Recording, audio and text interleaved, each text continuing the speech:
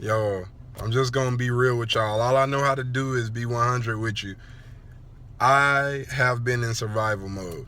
Like, I literally just came out of survival mode. Like, life was throwing me some heat, man, and I had to figure out how to orchestrate it all, how to take the things that were being thrown at me and really like use them to become better and not end up being worse.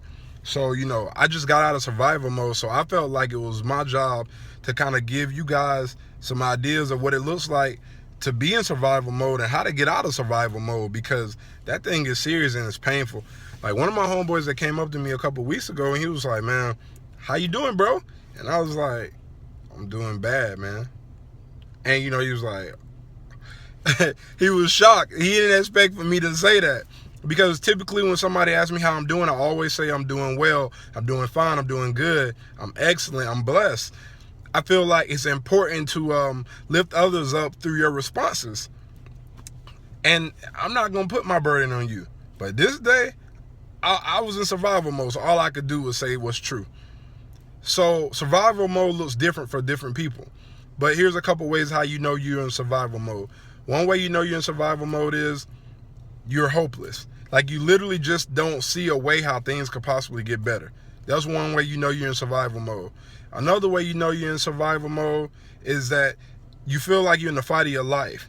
And every single day feels like something is coming against you. Like, you literally feel like there's a force trying to take you down. You feel like you're just trying to mind your business, but something wants you to lose.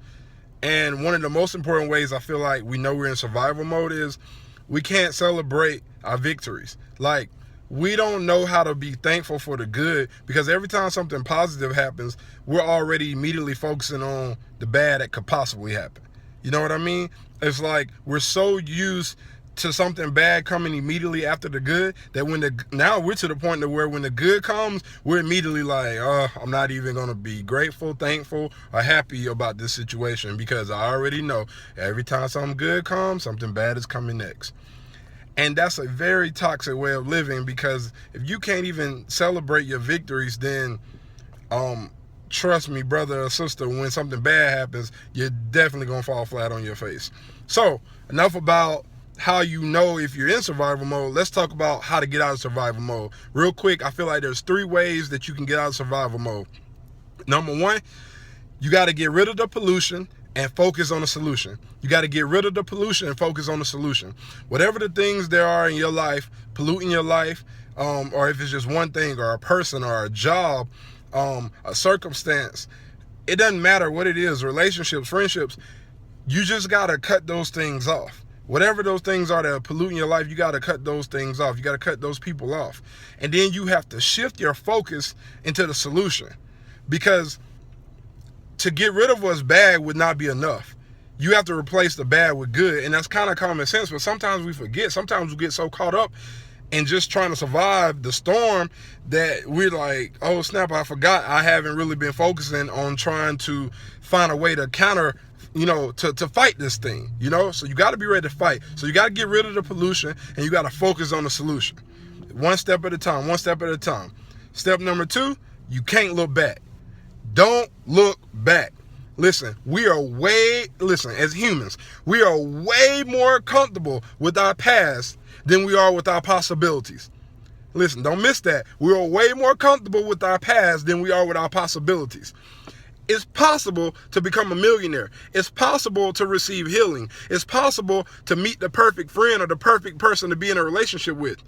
But if in your past you're used to being broke, but if in your past you're used to people treating you bad and relationships failing, but in your past you're used to folks letting you down, you can't see the possibilities because you're always looking back. So number 2 is don't look back. If you want to get out of survival mode, you got to stop looking back, because if you keep looking at your past, you're not going to be able to clearly see your possibilities. Number 3, the last thing, the thing I love the most personally, you got to invest in your happiness, man. You got to invest in your happiness. Nobody should care more about your happiness than you, besides God, of course, but truly nobody never said he cared about your happiness. He cares about you being in his will. He cares about the love, but that's a whole nother story. Bottom line is, You got to focus on your happiness. There's nobody on this earth that's going to focus more on your happiness than you. You got to invest in your happiness. And that seems like common sense too. But at the end of the day, we can get so caught up in paying our bills, going to work, taking care of our kids, working on our dreams, whatever the thing is that's stressing you out, whatever it is that got you in survival mode, you get so focused on that you forget to focus on your happiness. And you just got to stop and say, oh snap, let me do something for myself today. Let me do something to make myself feel good today. Now, some of you say, I don't got the money to do that. Okay, you got to create the money, because guess what? You're spending money on something else, a bill or this, that, and the third, Sometimes we got to do something that's a little irrational, that's not like how we would normally or typically do things for our own happiness. So you might have to take $20, $30, $40 out of that bill money that you would normally pay, and you pay the bill a little bit later. It's cool. It's cool. Your credit going to be okay, because guess what? Your well-being is more important than your credit. You get what I'm saying? So listen, if you're going through a storm, I believe that you can get out of it. I just came through one myself, and listen, I know firsthand that you got to outlast a storm. I know firsthand that you got to control what you can't control. And when I tell you that I know you are more than capable of doing it, I say it as if I've had a face-to-face conversation with you. You get what I'm saying? Because at the end of the day, nobody's going to take care of you the way you're going to take care of you. And we're not going to live our life out here believing that all these things in the world are so important,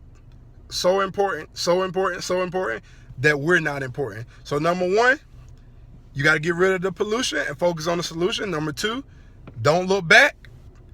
Don't look back. And number three, you got to invest in your happiness.